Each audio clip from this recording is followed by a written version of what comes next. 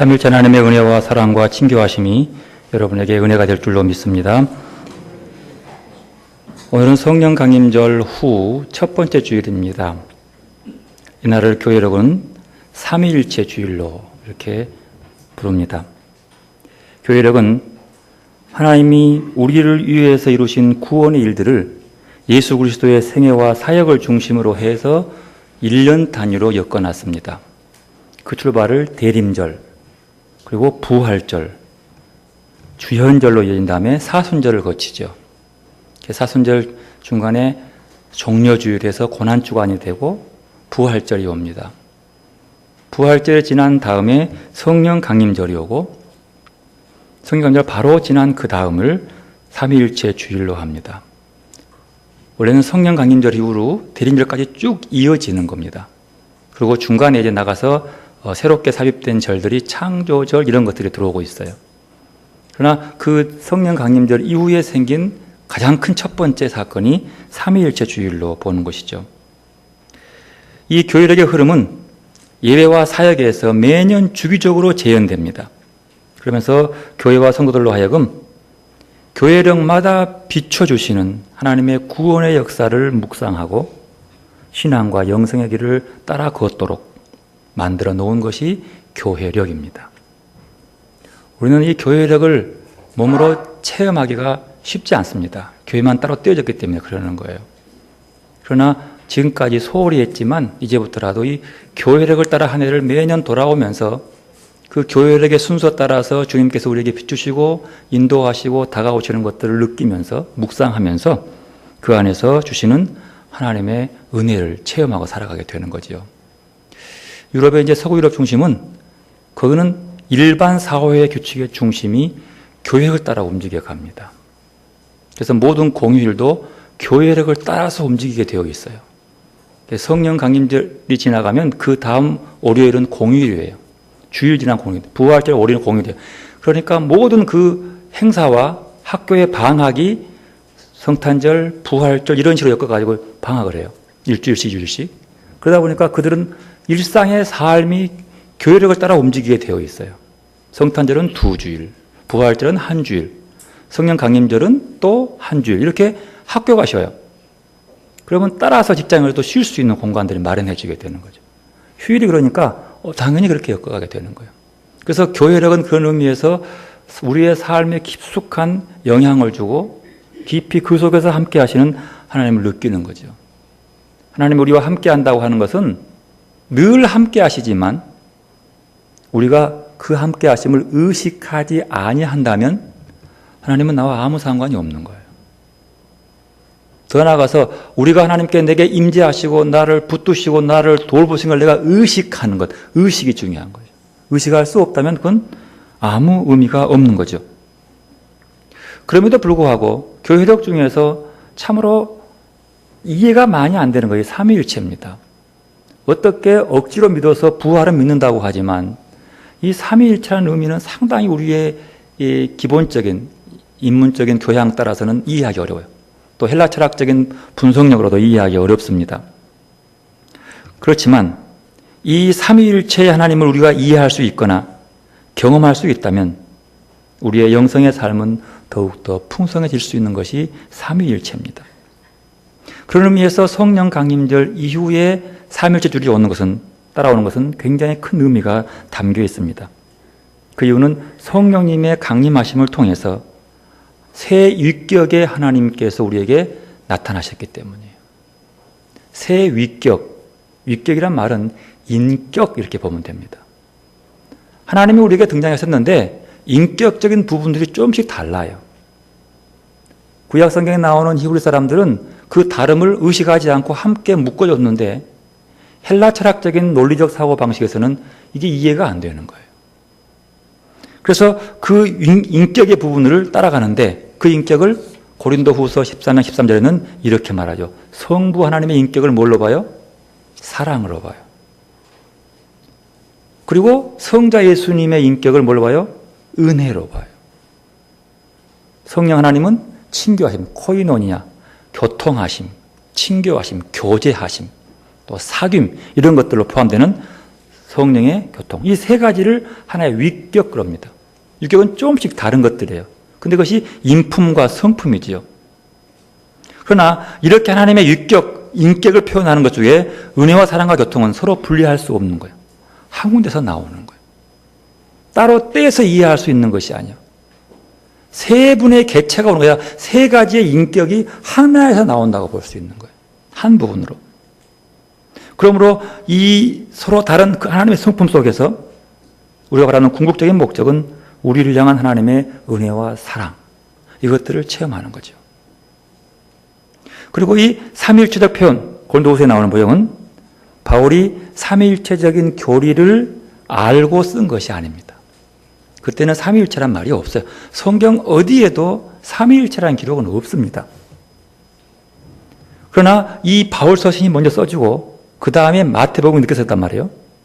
이 바울의 성부, 성자, 성령으로 말미암아 주어지는 은혜와 축복들이 마태복음에 다가오면 아버지와 아들과 성령의 이름으로 세례를 베풀라고 그걸 받아줘요.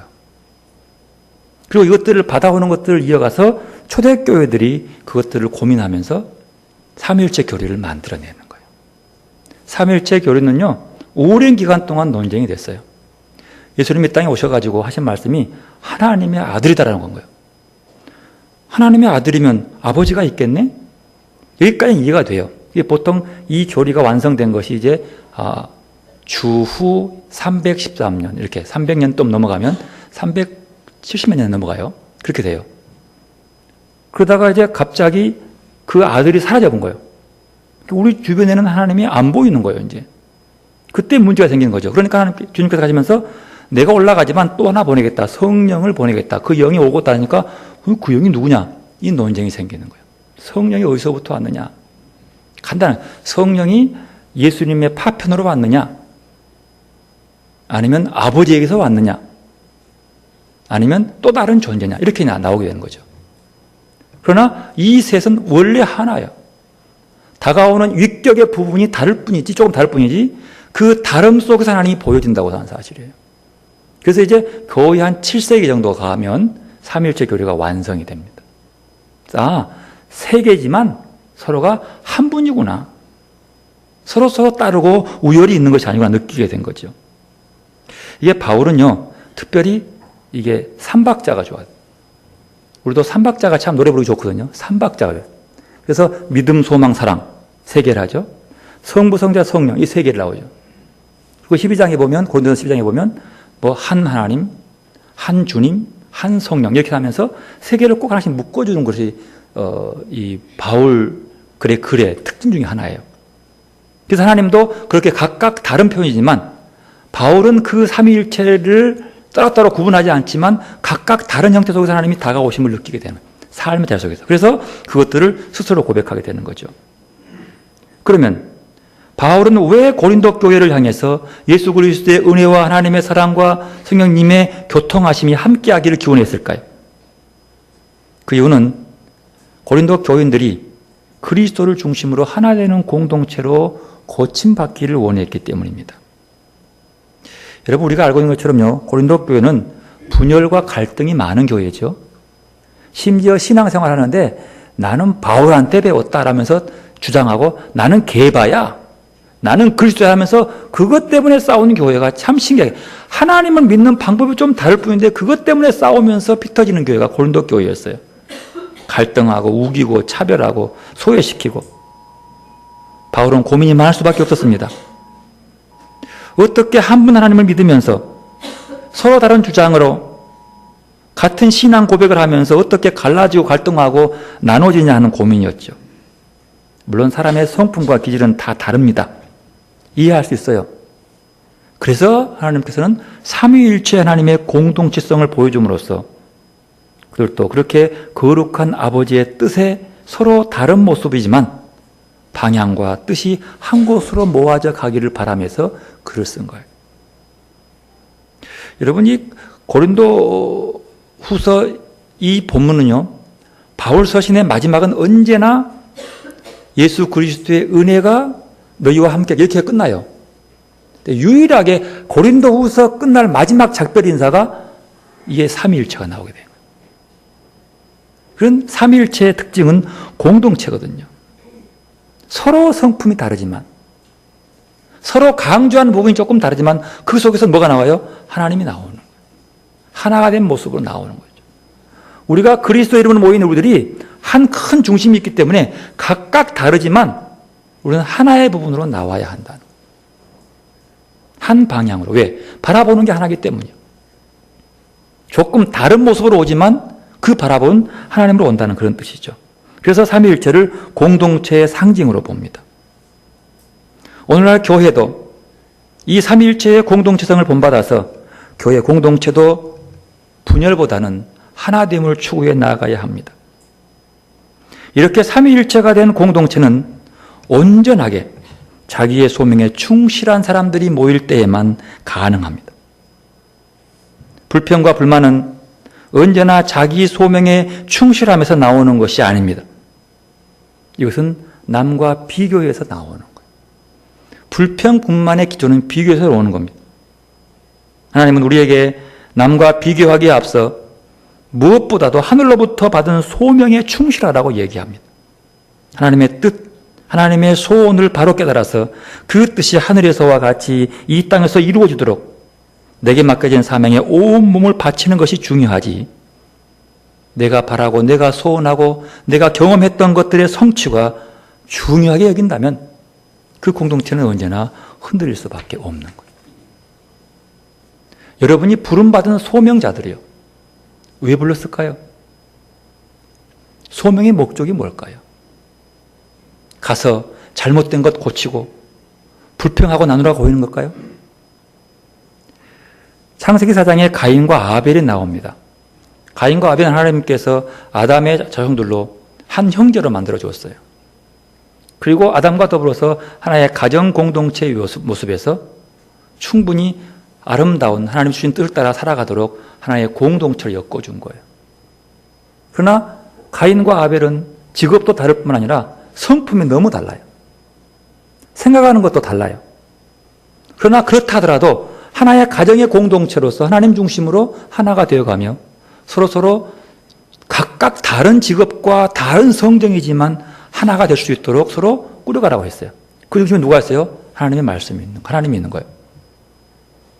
그런데 그들이 하나 되는 공동체를 살지 못한 이유가 무엇이에요? 뭐 때문이죠? 가인 때문이에요. 가인의 뭐 때문이에요? 가인은 언제나 동생보다 많이 가졌어요. 좋은 거 택했어요. 엄마로부터 너무나 사랑을 독차지했어요. 동생보다도. 그런데 문제는 한 가지에 있어요. 하나님께 제사를 드렸는데 어떤 증거인지 모르지만 가인 생각할 때에 아벨보다 자기 것을 안 봐주는 거예요. 자기를 하나님 소홀히 해. 그래서 그것에 비교됨이 소홀히 여김이 화가 나서 동생을 죽여버리는 거예요. 뭐가 온 거예요? 아이고, 지금까지 나보다 맨날 못했는데 아니 하나님 앞에서는 왜 얘가 나보다 낫지? 이게 문제인 거예요. 그래서 그를 죽이는, 공동체를 깨트리는 거예요. 여러분, 공동체는 서로가 잘못해서가 아니에요. 부름받은, 하나님께서 부름받고 주어진 사명에 충실한 자리에 놓여 있는데 그 중에 누군가가 그 충실보다는 네가 나보다 앞서냐? 왜 너는 나보다 못하냐? 하면서 자기를 세우기 시작하는 거예요. 내가 나와요. 불평이 나와요. 불만이 나와요. 내가 이렇게 열심히 하는데 나를 안 알아줘? 불만이 나오는 거죠.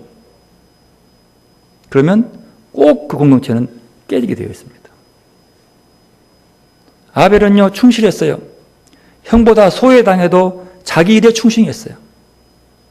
늘 형이 앞서고 자랑해도 내세울 것 아무것도 없어도 그는 늘 내게 맡겨진 것에 최선을 다했어요. 성실했어요. 정직했어요. 형보다 많은 자산을 쌓지는 못했지만 그러나 그 주어진 것에 최선을 다한 모습, 하나님이 그를 기쁘시게 본 거예요. 여러분, 공동체가 공동체답게 운영되려면 구성원 각자가 자기에게 맡긴 것이 무엇이든지 간에 나는 내가 해야 할 일에 최선을 다하면 되는 것입니다. 내게 맡겨진 사명에 충실하고 남의 것을 보지 않는 거예요. 이 일로 누군가 나를 무시하고 조롱하고 비난하더라도 그곳에 빠지지 않고 하나님께로부터 받은 그 사명에 대해서 최선을 다하는 것이 그리스도인의 공동체를 이루는 것입니다. 하나님은 서로 비교하잖아요. 하나님은 비교의 대상이 아니에요. 절대자예요. 결코 하나님은 우리에게 무시당하거나 조롱당하거나 비난받더라도 불평하거나 보복하라고 우리에게 사명을 주지 않았습니다. 네가 예수 믿음으로 무시당하면 조롱하면 가만히 있지 말고 복수해라 이렇게 하지 않았어요. 뭐라고 했어요? 주님처럼 그냥 가라. 예수님이 십자가에 죽은 이유는 일일이 자기에게 부당한 대우가 오더라도 탓하지 않고 오직 한 가지 아버지의 뜻에 충실했던 것뿐이에요. 그래서 우리의 공동체도 바로 그분을 본받아서 충실히 나아가야 된다는 사실이에요. 그러나 여기서는 평등의 주장이 있습니다. 모두가 다 서로 조금씩 다르다 할지라도 서로 우열이 있다 할지라도 오직 그 소명에 충실하기 위해서 애쓰는 모습이 보여야 된다는 거예요. 누구는 팔짱 끼고 뒤에 앉아가지고 평가하고 따지고 있고 누구는 앞에서 열심히 하면서 늘 불평이고 불만이고 결국 온전하지 못하는 거예요. 공동체는 대다수가 모두가 다 그렇다더라도 그 중에 소수라도 서로 비교하고 따지고 분석하기 시작하면 그 교회는 언제나 갈라지게 되어 있습니다. 그리고 늘 품은 사람은 늘 당해. 그래도 품어주고 저래도 품어주고. 여러분, 그러나 우리는 불의하거나 죄된 것들을 품을 수는 없는 거예요. 죄악을 품을 수 없어요. 이게 이상한 논리예요. 자기들은 모든 것을 다 하면서도 자기가 불리하면 꼭 자기를 품어달라고 해. 근데 여러분, 죄를 품으면 똑같이 죄인이 되어버립니다. 죄를 품을 때에도 온전한 하나님의 진리 안에 서 있어야 되는 것이. 오늘 마태복음의 본문은 마태복음 전체의 결론입니다. 마태복음은 실은 최고의 절정이 뭐냐면 예수님의 십자가의 죽음이에요. 그리고 예수님의 부활하신 후에 나타나심과 마지막 명령 사건이 그 후에 절정을 이룬 것이 오늘 본문입니다. 16절을 보면 마태복음 16절을 보면 예수님께서 11제자를 갈릴리에 있는 어떤 산 위로 부르셨습니다. 어느 산인지 모릅니다만 부르셨습니다. 그리고 그곳에서 올라왔는데 그 중에 딱 배반자 한 사람만 그곳에 없었습니다. 목자와 양떼가 다시 함께 모이는 자리였습니다. 이 시점에서 부활하신 예수를 바라본 제자들은 예수님께서 그 밤에 갈릴리 호수 위를 걸어오시면서 당신을 풍랑을 주관하는 주님이심을 보여줬을 때 그 같은 분 앞에 자연의 이치를 주관하시는 그 주인 앞에 무릎을 꿇고 절하였다라고 기록합니다. 17절 함께 읽어보겠습니다. 예수를 배웠고 경배하나 아직도 의심하는 사람이 있더라. 예수를 이건 부활한 주님이요. 부활한 주님. 갈릴리 호수를 걸어왔던 그 경험했던 그 주님이 그 산 위에서 나타난 그를 보고 말이죠. 그 앞에 경배하나. 여기서 경배하다라고 하는 헬라 말은 프로스퀴네오라고 합니다. 프로스퀴네오라고 하는 것은 무릎을 꿇다 그런 뜻이에요. 그리고 절하다. 무릎을 꿇고 절하다. 근데 이 말은 이보다 더 많이 사용된 것은 프로스퀴네오라고 하는 것은 예배하다는 뜻입니다. 무슨 말이에요? 부활한 주님을 바라보고 제자들은 뭐라고 했어요? 그를 예배의 대상으로 본 거예요. 부활하기 전에는 그렇게 안 봤어요. 부활하고 난 그 주님 바라보면서 대상으로 보고 무릎 꿇고 경배합니다. 예배합니다. 그러나 문제는 아직도 제자들 중에 몇은 예수를 뭐가 있어요? 의심하는 사람이 있더라. 뭘 의심했을까요? 지금 부활한 주님 만났습니다. 그 앞에 아우 주님이라고 무릎 꿇었어요. 근데 몇 사람 의심했어요. 뭘 의심한 거예요?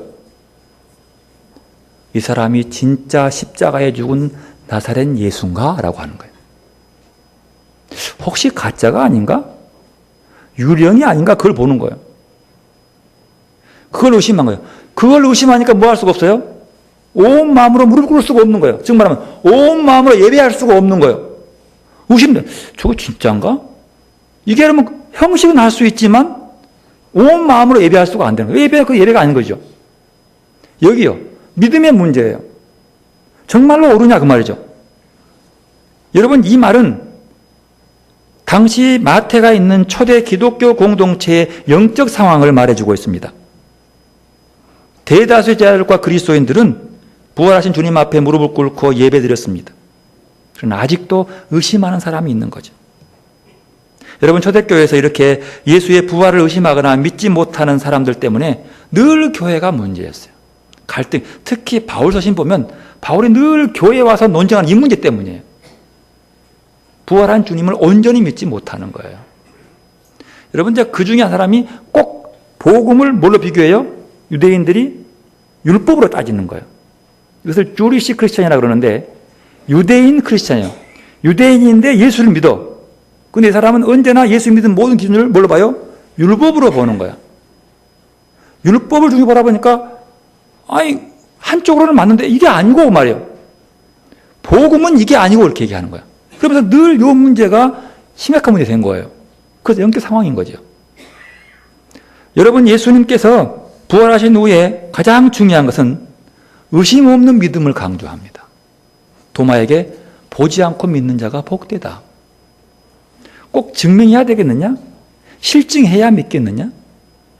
내가 남들이 못한 기적을 보이면서 하나님의 능력을 보여야 믿겠느냐? 그렇지 않고 믿는 것이 복되다. 의심 없는 믿음을 강조하는 거죠.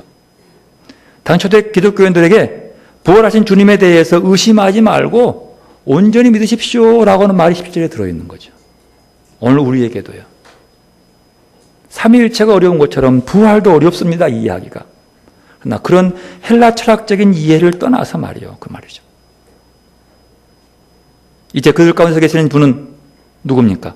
폭풍우를 잠잠케 하신 그 주님. 우주의 주님.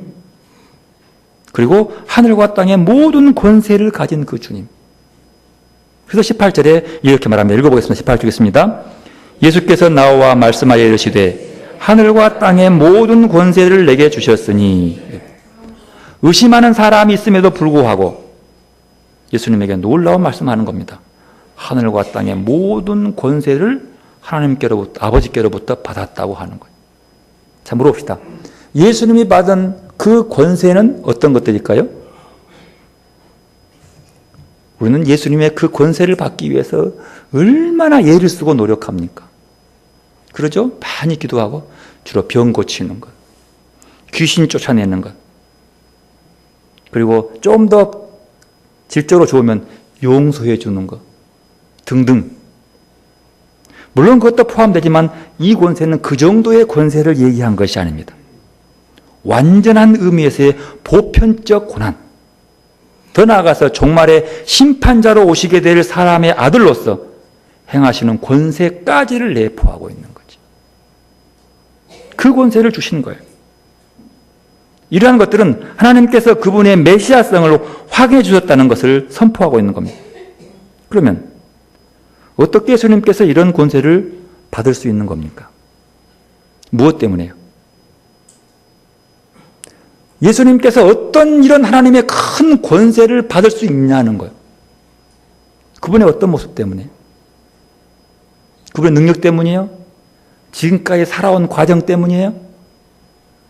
그보다 더 중요한 것은 예수님의 겸손하심 때문입니다. 그리고 하나님 주신 사명 앞에 신실하심과 거룩하심 때문이라고 볼 수 있는 거죠. 우리는 우격다짐을 하고 뭔가를 보여줘야지만 하나님이 큰 능력을 줬다고 믿는 거예요. 그렇지 않습니다. 예수님에게 주었던 그 하늘의 모든 권세는요, 주님의 겸손함 때문이에요. 여러분, 주님께서 그 권세를 받아가지고 행세하면서 자기 이름 낸 것 봤습니까? 남들이 없는 권세를 가지고 자랑하기 위해서 뽐내는 것 봤습니까? 그 권세를 지고도 더 이상 이곳에서 한 번도 행세하지 않고 하늘로 올라가 버립니다. 올라가면서 그 권세를 누구에게 줘요? 제자들에게 19절 읽읍시다. 그러므로 너희도 가서 모든 민족을 제자로 삼아 아버지와 아들과 성령 이름으로 세례를 주고, 그 고난을 세상 사람들에게 가서 제자로 삼고 세례를 베풀게 하기 위해서 누구에게 줘요? 제자들에게 부여해 주는 거죠. 그러나 뭐 성경에 없습니다만 그 권능을 받는 자 중에 교만한 자가 있을 수 있는 거예요. 중요한 건 겸손함에 있는 거죠. 여러분, 우리가 하나님의 능력을 받을 때마다 진짜 받은 사람들은 겸손한 사람들이에요. 하나님은 그를 들어 쓰시는 거지요. 능력받아서 자랑하는 자를 하나님은 쓰시지 않는다는 거예요. 자기 욕망에서 우러나오는 말들을 들으려 하지 않고 오직 하나님의 음성을 듣기를 소망했던 주님, 늘 아버지의 뜻에 합당한 아버지를, 합당하게 그를 기쁘시게 했던 그 아들, 그에게 권세를 주셨다는 사실이죠. 근데 오늘 본문에서 보면 그 중요한 것은 제일 먼저 제자를 삼으라고 하는 거죠. 이것은 마태복음의 정점이에요. 제자를 삼으라. 제자를 삼는 방법이 두 가지가 있는데요. 하나는 세례고 하나는 가르침입니다. 세례는 예수님의 부활하심을 믿어야만 가능한 거예요. 믿음이 같이 포함됐다고 볼 수 있습니다. 그러면 세례란 게 뭐예요? 세례죠. 여기서 세례가 뭘까요? 여러분, 이 세례의 가르침은요, 생활 속에서 실현되는 것을 세례라고 합니다. 즉 말하면 여기서 말하는 세례는 세례 요한이 주었던 세례와 다른 겁니다. 그런 세례가 아니에요. 여기서 말하는 세례는 예수님께서 십자가의 죽음으로 얻었던 세례도 아닙니다. 여기서 말하는 세례는 하나님과 함께 하는 생활로 이끌어주는 세례, 그 뜻이에요. 하나님과 동행하는 대로 이끌어주는 출발점의 세례, 그 뜻입니다. 그래서 맨 먼저 세례 볼 때는 성부 하나님에게 아버지 이름 부르죠. 그 이유는 마지막 날 결정적으로 이루어지게 될 하나님의 자녀가 되는 은사를 미리 주어진 것을 세례라고 보는 거죠. 세례하면서 마지막 날 주님이 너는 하나님의 자녀다 미리 알려주는 것. 두 번째 누구요? 성자죠. 예수님의 그리스도의 이름으로 세례를 줍니다. 이게 무슨 뜻이 아닌 예수님과 일치한 생활을 하게 되는 기초가 여기 있는 거죠. 그리고 성령님이요. 마지막은 성령 이름이 불러진 것은 성령님과 일치하는 생활의 시작을 의미합니다. 즉 말하면 세례라고 하는 것은 하나님과 동행하는 생활의 시작점이라고 하는 거예요. 그래서 아버지와 아들과 성령의 이름으로 세례를 베풀한다고 얘기합니다. 여러분, 이렇게 예수님이 아버지와 아들과 성령의 이름으로 이 말을 한 이유는요, 예수님께서 세례 받으실 때에 성삼위 하나님의 조화로운 협력이 그를 따뜻하게 했던 기억 때문에 그러는 거예요. 여러분, 예수님께서 세례 받을 때에 그 막 투박한 세례 요한의 손, 그 손에다가 받았잖아요.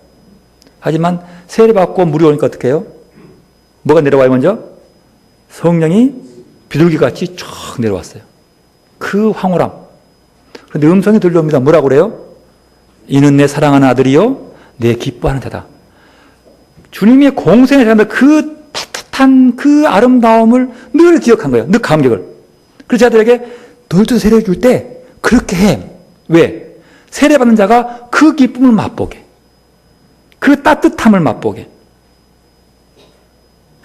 여러분, 그러기 때문에 주님의 권세는 어쩌면 이토록 겸손하고 주님의 권세는 이토록 따뜻한지 모르겠어요. 이 권세를 준 거예요. 이렇게 겸손하고 따뜻한 마음. 여러분, 삼위일체라는 말은 사용되지 않았지만 그러나 주님은 삼위일체 하나님의 근접한 표현을 사용함으로써 후세가 삼위일체 하나님을 고백할 수 있는 단초를 여기에 싹 두신 거예요. 그리고 삼위일체 하나님의 사랑의 연대 안에서, 즉 그 사랑스러운 공동체 안으로 모든 족속을 초청하고 계십니다. 이거는 본문의 모습인 거죠. 그리고 마태복음에 주어진 본문 20절 마지막 부분 뭐라고 그래요? 너희와 항상 내가 세상 끝날까지 너희와 항상 함께 있으리라. 너희와 항상 함께 있으리라. 이 말은 임마누엘이라고 하는 거죠. 마태복음의 전체 주제의 중심이 이겁니다. 내가 너희와 함께 있겠다. 마태복음 1장 23절에 보면 뭐라고 그래요? 예수의 이름을 임마누엘이라 하면서 내가 너희와 함께 있으리라고 얘기해요. 그리고 마태복음의 중간에 보면 18장 20절에 보면 두세 사람이 내 이름으로 모이는 곳에는 나도 그들 중에 있느니라. 함께 하시면 얘기해요. 그리고 마지막 딱 끝나려게 내가 세상 끝날까지 너희와 항상 함께 있으리라. 이 함께 있음, 임마누엘로 끝나는 것들이 주제가 중심 중에 마태복음입니다. 여러분, 이 약속의 말씀은요, 오늘 우리에게도 동일하게 적용됩니다. 우리 기쁨 있는 교회 공동체에도 분명하게 그대로 적용되고 있습니다. 즉, 하나님 우리와 함께 하신다는 사실. 우리의 공동체와 함께 한다는 사실. 그러므로 우리 기쁨 있는 교회는 무엇보다도 이 삼위일체 하나님이 우리와 함께 계심을 믿고 고백하고 거기서 끝나는 것이 아니라 몸으로 느끼고 누리고 인도하심을 따라가야 할 것입니다. 이것이 함께 하심이에요. 그리고 또 하나 중요한 점은 오늘 고린도후서의 말씀입니다. 고린도후서는 바울이 고린도 교회와 작별 인사하고 하는 마지막 당부의 말씀이죠.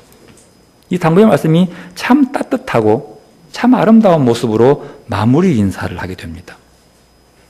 11절에 보면은 5가지의 고응고문이 나옵니다. 고응고문. 어쩌면 축복일 수 있어요. 그리고 12절에는 그들에게 문화 인사를 하고 함께 하라 그러면서 13절에 축복의 말로 마무리합니다. 먼저 11절에 보면 5가지의 구원고, 5가지의 당부사항이 나옵니다. 5가지인데 어떤 부분이 6가지를 봐요.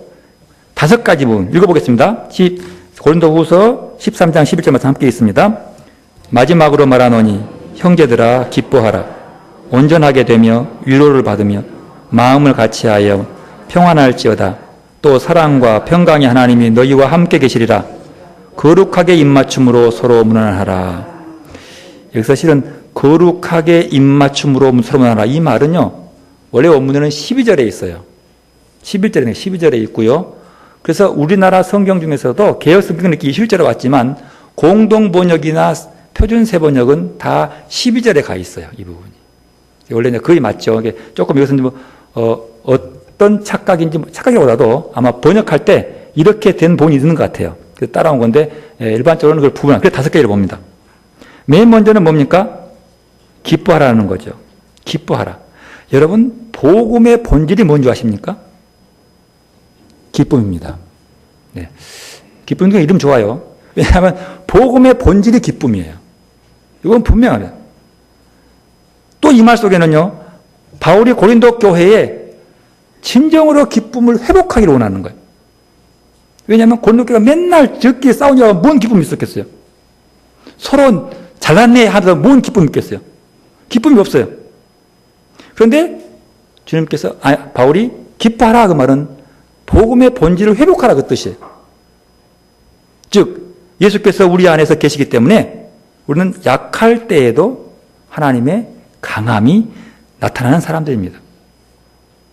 우리가 늘 기뻐할 수밖에 없는 것은 우리가 약할 때에도 하나님의 강함이 우리를 통해 나타나기 때문입니다.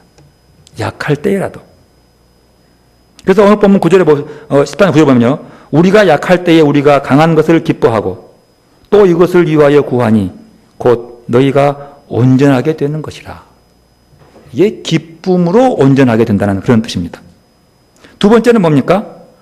온전하게 되며 그런 뜻입니다. 온전하라.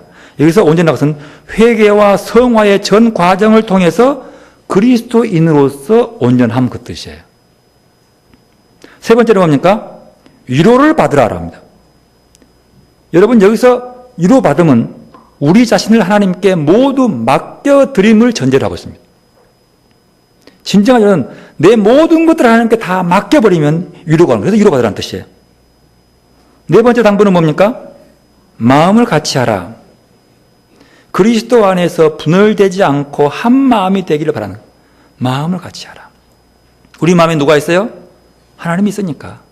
예수님이 있으니까 그걸 통해서 하나가 되라는 뜻이죠. 우리가 하나 된 것 같이 저희들도 하나가 되게 하려 함이니라 예수님께서 요한복음 17장에 하는 기도입니다. 그리스도인이란 어떤 사람입니까? 하나의 복음, 하나의 그리스도, 그리고 하나의 하나님이라는 고백에 동의하는 사람들이고, 그 고백을 바탕으로 서로 하나 되는 사람들을 바로 그리스도인이라고 합니다. 그리고 다섯 번째 뭐라 합니까? 평안할 자라고 합니다. 바울은 고린도 교회 공동체가 서로 하나가 되어서 평안하기를 바랐습니다. 교인들 사이에 내분이 종식되고 자신과 그들의 갈등이 사라진 후 이제 그리스도를 중심으로 평화만이 있기를 바라는 것입니다. 바울은 이 일이 분명히 가능할 것이라고 믿었습니다. 왜냐하면 그들에게 사랑과 평강의 하나님이 뭐하기 때문에 함께 계시기 때문에 말이에요. 아직은 아니지만 믿고 있는 거죠.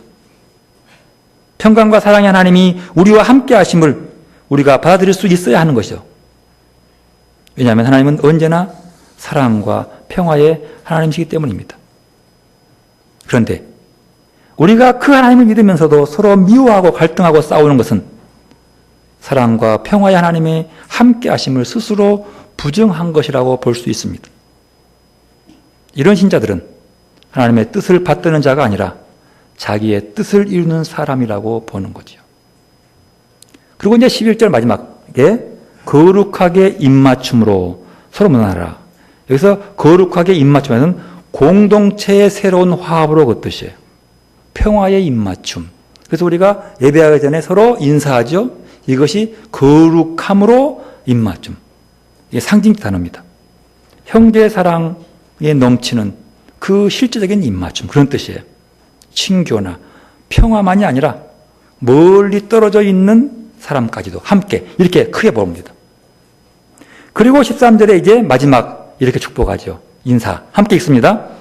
주 예수 그리스도의 은혜와 하나님의 사랑과 성령의 교통하심이 너희 무리와 함께 있을지어다. 아멘. 이게 여기서 뒤에 있을지어다가 작은 것이 더 있죠. 원래는 그 글자가 성경에는 없어요. 근데 이 글자 가지고 되게 교회들이 많이 싸웠어요. 지금도 여전히 합동 측은 있을지어다 축도하고 통합 측은 그걸 하지 말자 그랬단 말이에요.